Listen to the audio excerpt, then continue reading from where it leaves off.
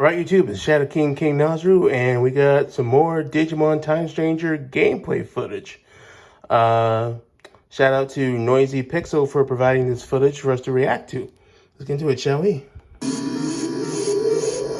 like we're in Central Town. Oh, seeing the early cutscenes. Oh, so the phone turns into a gun. Interesting. Before Summer Game Fest, I wouldn't have guessed that one of the biggest reveals of the show would have been tailored to me. And Central Town was it? Looks a lot bigger than we thought. The reveal of Digimon Story Time Stranger hit me pretty hard as the series reinvigorated my interest in the digital world. Paramon's going to be able to recover. That's not fair. Pushed Digimon into a stylish, story-heavy direction, and this new entry feels like the team finally gets to flex with some real budget. The animation and art styles really improved. 2025 graphics. For PS5, Xbox Series X, and they definitely got a bigger budget since Cyber Sleuth and Hacker's Memory. Hands-on time with the game behind closed doors, and here's what we learned. It looks like this leads outside. Inori, wait here. I'll go check it out first. It sounds like Erica Mendez.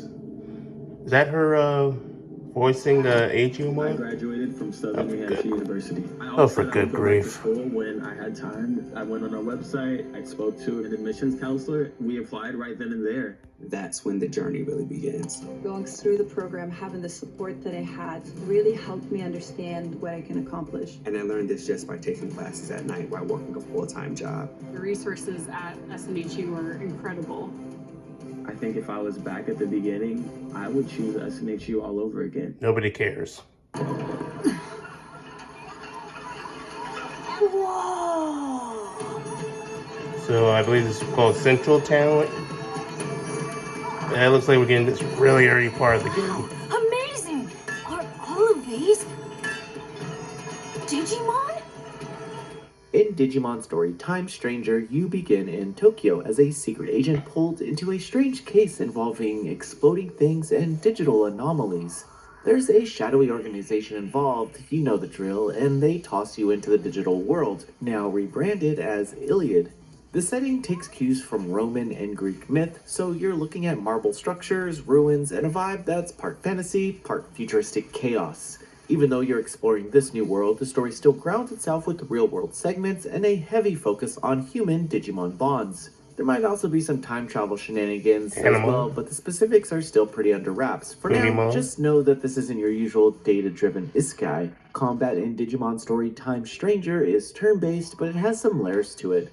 During fights, players can take advantage of enemy weaknesses and swap. So now you can switch out without losing a turn. That's very. Feature I like that's is very being able welcome. to target specific parts of boss enemies during fights. You're actually able to cause direct damage or weaken them depending on which different part you attack. Further, bosses have multiple phases, and the boss that I fought definitely tested my early knowledge. So the bosses have multiple phases now? Resistances by fighting them, and I mean, some of them did in Cyber Sleuth and Hacker's Memory, but this seems more like something you expect from Final Fantasy VII Remake. It also correlates to the scan system that allows you to power up your Digimon and even create new ones. We also confirmed that reserved Digimon still earn experience, so there's real incentive to paying attention to who's on your team to power up your favorites. Combo moves and fusion attacks are also here, and they seem to be tied to how well your Digimon sync up with your character. The deeper the bond goes, the flashier your finishes. Instead of just getting them by leveling up. That reinforces the emotion. It does kind of remind me of Pokemon. Allowing you to just blow things up. As mentioned, instead of capturing Digimon outright, you scan them during battle. Hit 100% and you can convert them. Hit 200% and you can make a stronger version of them. This approach skips the RNG nonsense and puts the focus on just fighting smart. Once they're in your party, Digimon can level up and evolve, except it's not just a one-way street. You can devolve Digimon and evolve them into something else that enhances their stats. Intelligence, strength, and even affinity can send them down different evolution paths. I was actually only able to digivolve 2 members of my team, but it seems to be a flexible system and rewards experimentation. I should also mention that with over 450 Digimon in the game, I'm not really concerned that I won't be able to build a team that I actually like. There are also special and attachment skills, but the difference between them hasn't been fully explained yet to me. Elemental types still matter though, so don't ignore affinities when building out your team. The world opens up from the central hub. From there, you branch out into different zones across Iliad. Some areas resemble a Ghibli-esque marketplace, while others evoke a full-fledged fantasy dungeon. Story missions are marked with clear event icons, and you can revisit areas for grinding or side content. During my time playing, navigation was pretty smooth and quick. Menus loaded fast, transitions didn't lag, and the whole thing moves with a rhythm that feels just right for modern Yeah, it's nice for JRPG quality of battles. life.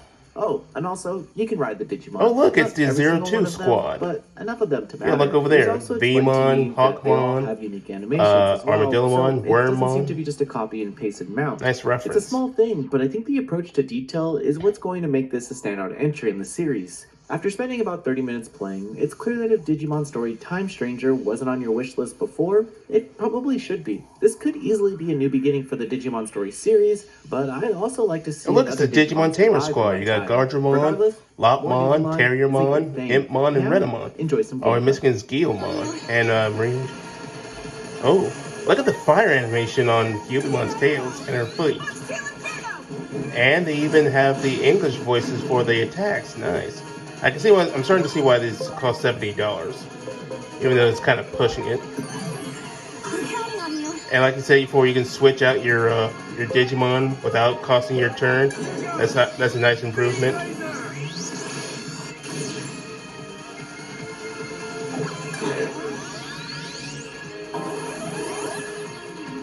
So we can see what early little bit. Minerva. So it looks like the best Digimon to use against Paramons is data types. That's why we got like Hawkmon, Cubimon, and Tankmon.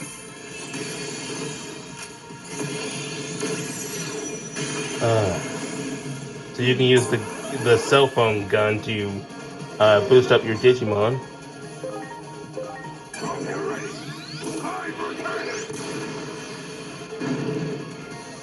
Nice.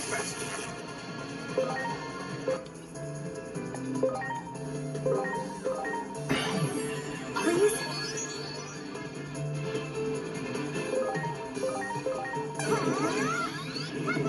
It's Baby Flame. Get it right, for goodness sake.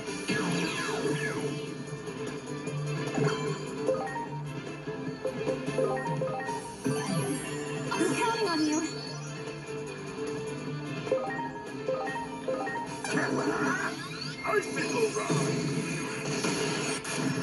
Oh, the animations look really crisp. And the best thing is that you can just run into the Digimon and get into a fight with them. It's not gonna be like where you just start running and then some random encounter happens like in Cyber Sleuth. It's gonna be more like Final Fantasy VII Remake, where you'll see the enemies on screen in the field, and you'll get to attack, confront them in the fight. So I think that's what Bandai Namco took inspiration from, and it's much better.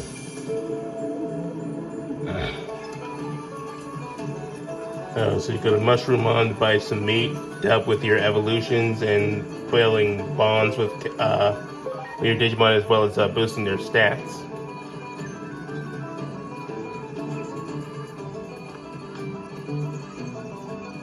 You can ride Garurumon, we already knew that. Man, there's so many Digimon. The Central Town looks, I swear, Central Town was a lot bigger than I thought it was going to be. And they have, well, not all the Digimon are voiced because that would cost more money. I guess they just saved it for all the important characters and your Digimon. Yeah, the guy was right. It definitely looks very Studio Ghibli-esque in its aesthetics. Impmon. It'd be so funny if they got Stephen Derek Prince to reprise Impmon and Beelzebubmon.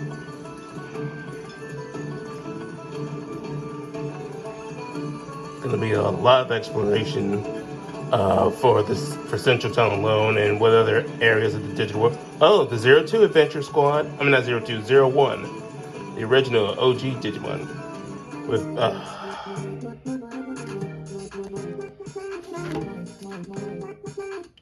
Okay, so all in all, this was a very good gameplay footage. Got to see that the animation has improved. Definitely a lot of quality of life for the gameplay. You can now switch out your Digimon without costing your turn.